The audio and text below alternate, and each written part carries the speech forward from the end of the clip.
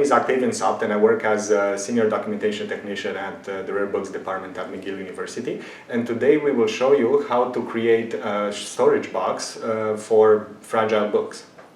In order to create the box, we need several materials. The most important is archival quality corrugated cardboard. So we need 2 pieces, which we will measure down to size of the book.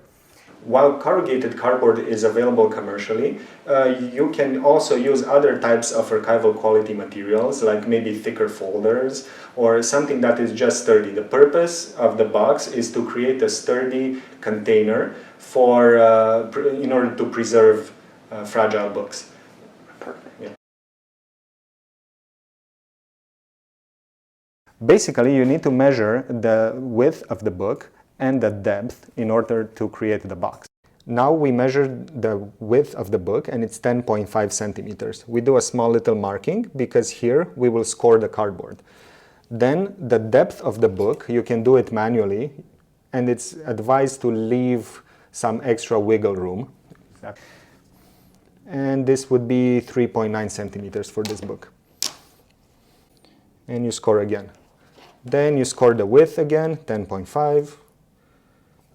Then the depth again, and one last time the width, because there will be 2 flaps. Now we will need to create a second piece for the height of the book and again the depth of the book. And we will need a full-sized backing, but half flaps for the front of the book.